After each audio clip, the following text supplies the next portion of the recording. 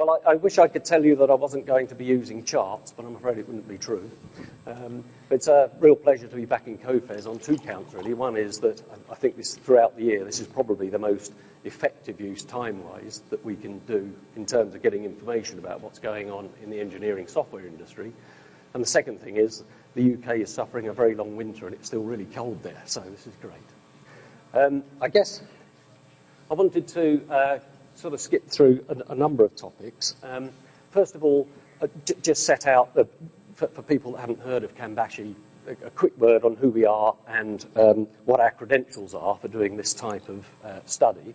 Secondly, a bit of a word on how we do it, because it's slightly different from the way that Brad does his survey. Survey is a bit of what we do, but as Brad says, because we're looking for the sort of hard numbers size, it's very hard to get statistical validity through worldwide through a survey. So we use all kinds of other techniques, and I'll just explain very quickly. Then I'd like to just sort of show you a couple of charts on sort of country view of the engineering software market, and a few charts on the industry view. And because we're all working in what are interesting economic times, with just a couple of minutes on some observations, really, on the economic environment before I summarise. So, well, just a little bit about who Cambashi is. We are based in the beautiful but very cold university city of Cambridge in the UK, and have been studying engineering software since 1984. So really when 3D was a rarity, and PLM, I'm not sure, was even coined by then. But I guess one of the things that happened recently, Cambridge is heavily involved in a major traditional event in the UK called the University Boat Race, where we race against our arch rivals, Oxford. And this took place just over a week ago, actually, on Easter Sunday this year. And we set out, Oxford won this year by, actually it was 1 1/3, but I'll give them 1 1/2. And you can see that as an event between two of the top academic institutions in the UK, it's a model of sensible, mature behaviour. And it's a tradition to throw the winning cocks in, and given that Oxford won, I'm really pleased that the water is very cold.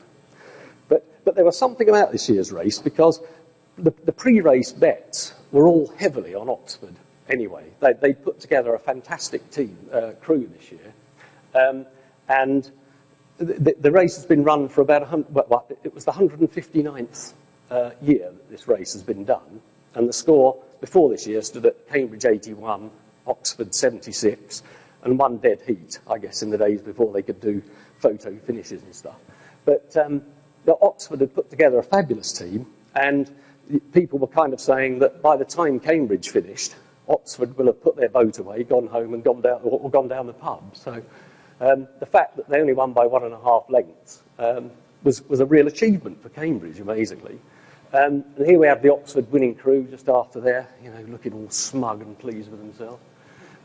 But here's the valiant but defeated Cambridge crew. And closer study of this picture shows why we managed to achieve only a 1.5 length loss. I don't know who thought we should have Andy Murray in the boat. But if you look at, we actually managed to sneak an extra rower in along the route, look. So, but we couldn't afford to win because somebody would have noticed. But it's a good tradition. Anyway, so Cambashi's activity is industry analysis in the main, but also a bit of industry training. So we put together market data. We call it the market observatories. And we use those both as syndicated research products and also to do customized research projects where people want a deeper dive into specific areas of the market. And we also run an industry training curriculum, which covers really, it's content training. So it's for organisations who have people that are good at selling, but want to educate them about the market that they're selling into. So there's a whole range of sort of manufacturing business areas and industry courses there. So, and our market data work is underpinned by a worldwide network of researchers that reaches into all four corners of the globe, even though it's a sphere. And for the market data work, we now have a partnership in the US with the simulation technology and market experts in Trinsim. So we draw on their knowledge in the simulation marketplace and so on, and they use our information in their work with clients and so on. And for the training side, in the US, we have a partnership with a training specialist called PSI, which does training for major corporates, technology corporates, so people like Microsoft, HP, IBM, and so on. But really, it's the market data that we're focusing on in this session. So looking at the technical application software market, I'd like to just sort of explain in a few slides how we go about doing that, because I think it's quite important given the information that I'll show you in a minute. So we have this set of data sets called the Cambashi observatories, which track expenditure and a little bit of forecast by geography, industry, and what we call technical application segment. And we really look for revenues by vendor and also end user expenditure in cutting the market in various different ways. And it's really a few extracts from those data sets that I'm planning to show you. So, well, what do we mean by technical application software? Well, it's really what it says here. So it's engineering, scientific, and creative knowledge activities, PLM, CAX, BIM, GIS, and so on. But not commercial, not plant floor, although we're looking at doing a plant floor observatory, and it excludes the office and stuff. So in that sense, what we mean by technical applications is pretty much exactly what COFES means by engineering software. So we build four views of the market, these four observatories here. The country observatory looks at user expenditure on technical applications by country. So this is, if you like, rolling up what all the buyers of technical software in the country, what their spend is. The product observatory looks at provider revenues by product, by geo.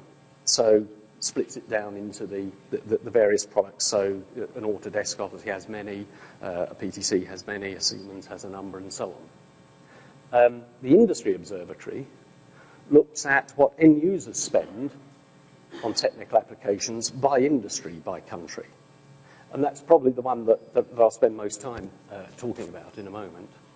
And the fourth is an employment observatory, which looks at the number of employees. So something like 120 different occupations by about 150 industries in about 50 countries worldwide.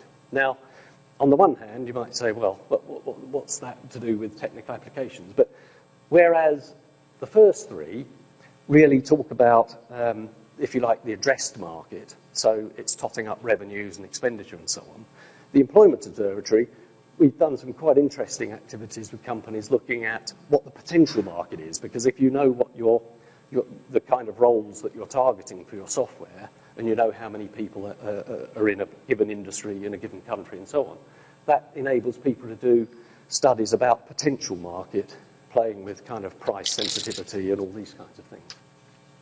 And Brad actually alluded to the growing importance of embedded software. And we're now also, we've been doing for about 2 years, an embedded software observatory, or its real name is the Software Engineering and Embedded Systems Observatory, but embedded software for short. And why? Well, I think Brad's kind of talked to this really.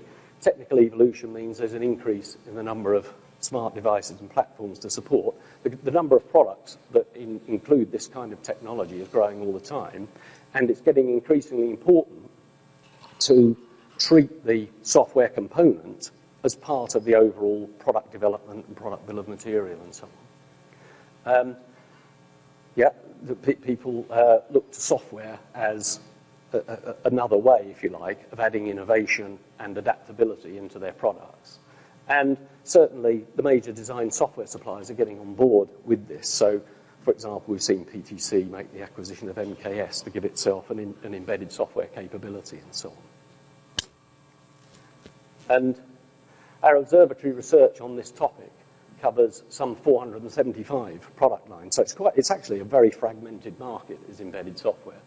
But the top 10 providers contribute something like half of what we believe at the moment is a $2.4 billion market.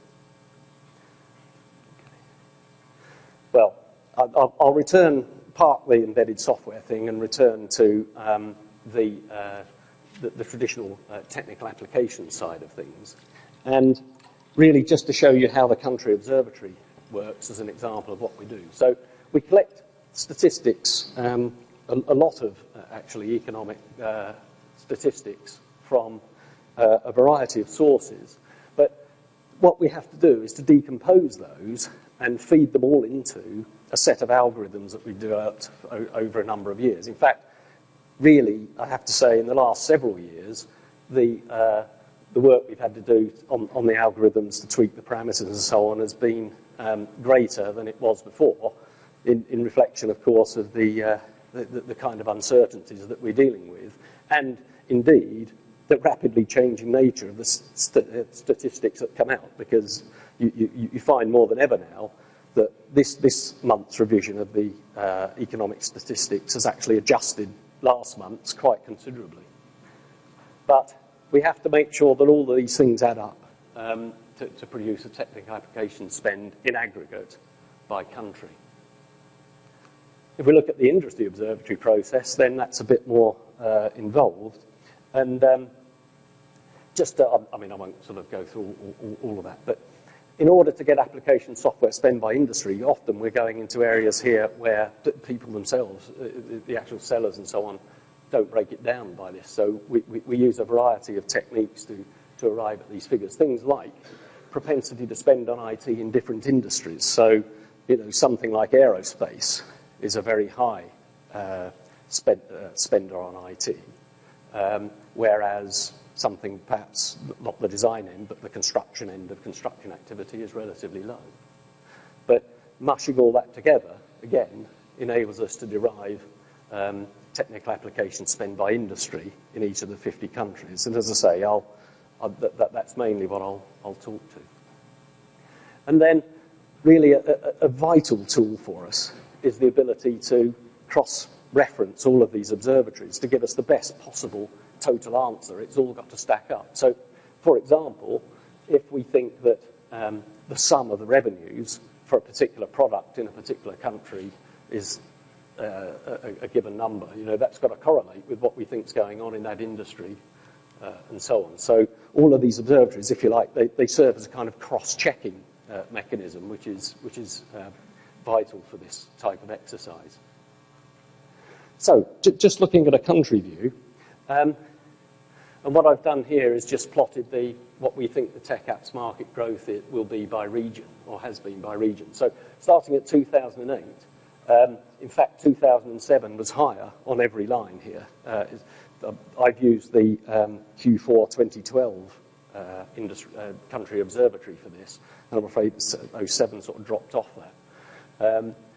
But I think, as Brad said, his survey's shown pretty flat picture, and we're showing sort of very modest uptick compared to what we saw in the early 2000s. And still, but the overall market at about $15.5 billion in 2012, something like that. And then, if you look at some of the larger markets, if we take the sort of top markets, you can see that the US accounts for about 25% of global spending on technical applications. And interestingly, we see that continuing to grow, much more so than in some of these other markets here. So the UK, the pink line there, dead flat. Japan, not much, but in fact they're all relatively flat. So looking at it with an industry cut, where are the sort of the high growth areas? Worldwide, aerospace and defense continues to be a big spender, as does high tech. And you can see that worldwide automotive is pretty low. And in fact, I think we'll see in a minute that automotive has been pulled down badly by Europe. US is still spending... sorry, John? Yeah.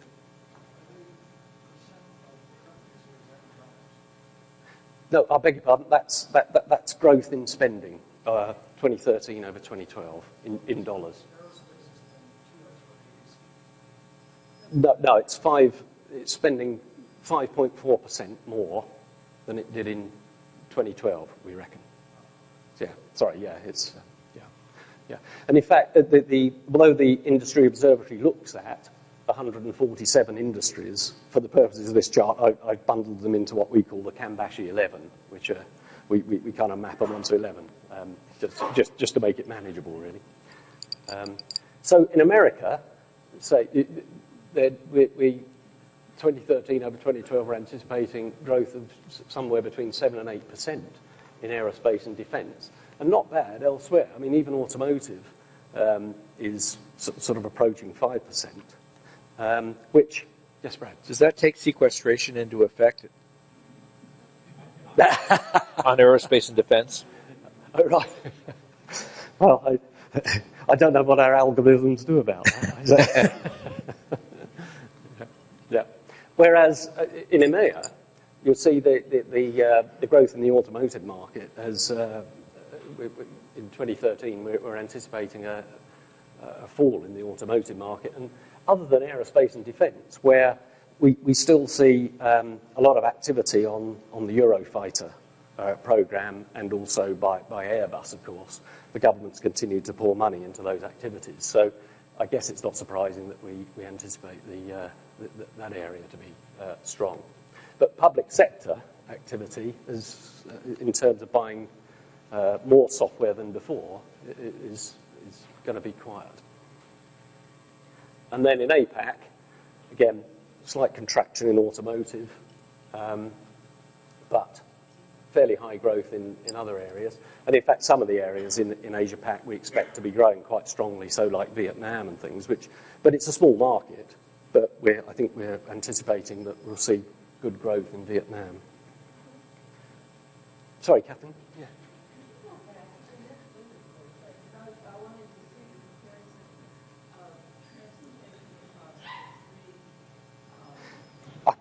I can probably show you that in a minute, in absolute numbers. In fact, yeah?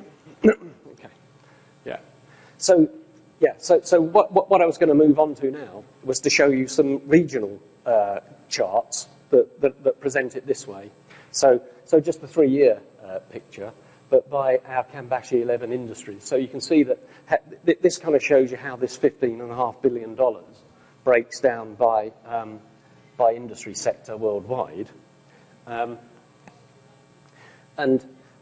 one of the things that we have to take into account, I mean, I'm reporting everything in dollars here because it's quite, it sort of normalizes everything reasonably well, but it's quite possible, given fairly volatile currency movements at the moment, to see growth in a local operating currency, but a decline in the dollar or vice versa. So all of these data sets work in local operating currency, euros and dollars, to try and give us a full picture. And in fact, one of our researchers last week was saying we're soon going to have to start reporting them in bitcoins as well. But I said to him, well, look what that's going to do to the market. We'll find that the market's 20% of what it was last week. Although I think I saw earlier today that the Bitcoin market has been was suspended today. I don't know if it's back on again, but I think people are getting a bit worried about it. So, given that it's gone from $20 to $140 in the space of a few weeks, it's an interesting phenomenon. So here's that same tech apps type chart, and I've tried to add a bit more history on it this time for America. So, or Americas rather. So this is North and South America. Tony, can you go back to the Europe version of that chart? I haven't done a Europe version of that one yet. That'll be next. Oh, what was the one we just saw of this? That was worldwide. Thank you. Yeah. Okay. So the biggest spenders on technical applications, engineering software, in Americas is AEC, followed traditionally as well by telecoms and utilities. So you can kind of see how that breaks down there. And so it's always interesting to me to sort of take the Americas as a kind of benchmark. I mean, it's 25% of the world market for this stuff. So take Americas as the benchmark. Sorry, the US is 25%. The Americas is getting on for half. And then just looking at a couple of special cases, if you like, particular cases. So what this does is shows for each country what the picture looks like by industry. So in Brazil, far and away the two largest spending industry sectors on engineering software are AEC and telecoms, utilities, services. I mean, they actually have a pretty active aerospace and defense sector, which is growing quite nicely with Embraer and so on. So we expect to see that coming up as well. So this is the EMEA chart, and that's that, if you like, pattern copied straight across to scale from the Americas chart. So what we can see is that AEC in Europe and machinery in Europe are both higher than in the US. Telecoms, utilities about the same. Automotive slightly up.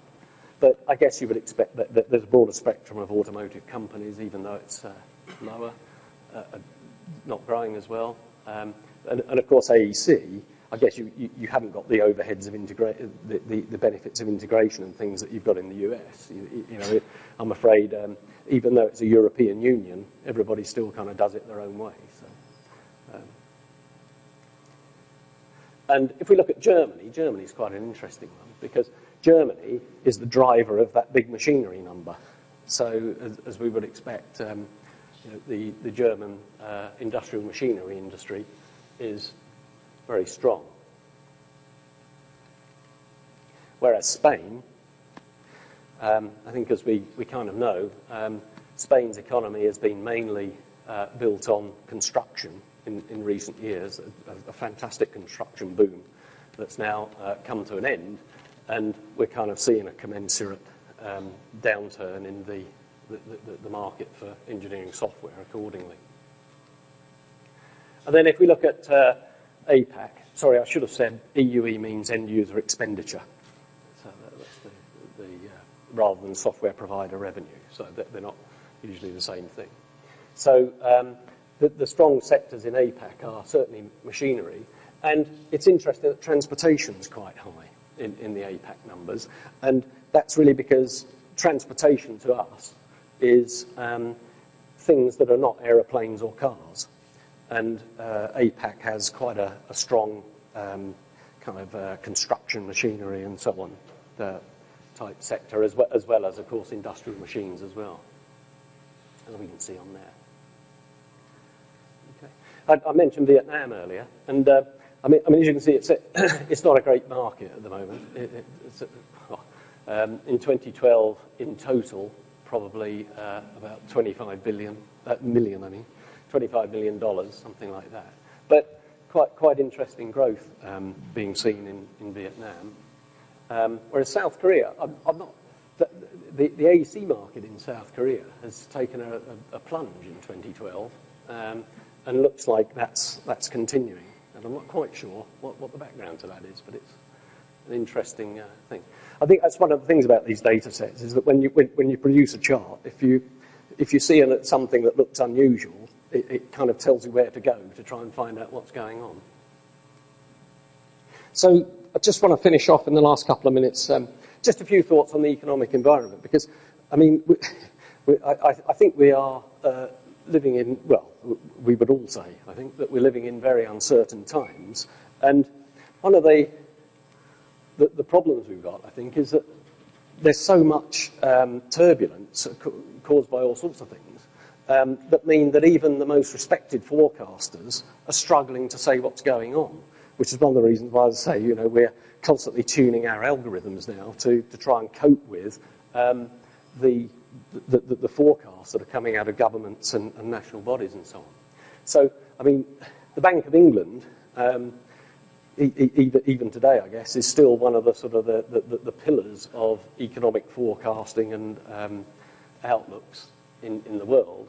And this was their chart that they produced. This is their forecast produced in February 2011, which shows actuals up to the third quarter of 2010, and then a projection. And I guess, like all good economists, they have a spread. So the dark area is most likely, and then the other areas are kind of possible, but less probable. And here's the chart produced in February 2013, which has actuals up to the third quarter of 2012. And you can see what actually happened to that GDP line.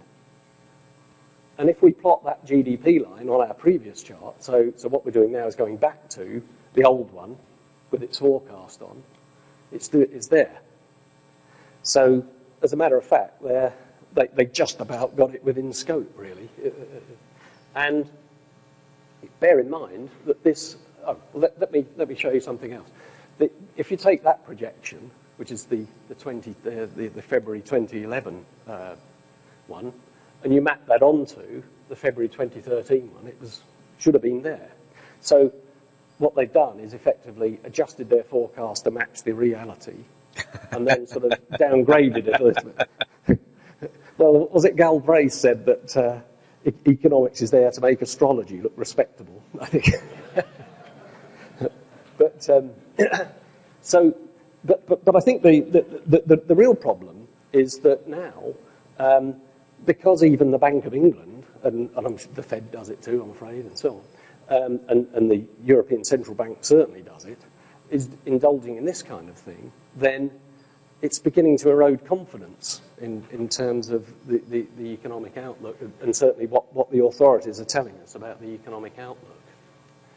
And I think the other thing that we're seeing, and I think I talked about this last time I was here, is that, you know, we're creating some kind of skew in the jobs market where, rather than that nice line where, you know, the number of people earning, if we plot sort of money over here, we've got fewer, you get more workers as you sort of go down the salary scale. We seem to be introducing this kind of problem, where we're getting even more people at the low end of the salary scale, then a gap, and then our knowledge workers and clever people and so on making a bit more. But, you know, quite what that means for society, I think, is something. I mean, it was quite interesting in the DAS forum this morning. I think these were the kinds of issues that people had in mind when they were talking about how the economy was going to evolve going forward. So, in the near term, the engineering software market looks set to maintain modest growth, but we need to be aware that further financial system crises are inevitable. I think, you know, I'm afraid Europe's going to lead us into the tunnel on that with recent events that have been going on there. And it seems to me that Western governments have got to start addressing the balance of the economy problem. You can't just keep spending money in the hope that, you know, somehow it's all going to come right in the future. So I don't think the Bank of England or anyone else really knows. We really are in uncharted territory here. So I think for sales and marketing professionals in the engineering software business, I think our advice would be rather like Sergeant Esterhaus in Hill Street Blues used to complete his morning briefings to his officers as he sent them onto the street. Be careful out there. So, thank you very much. Thank you.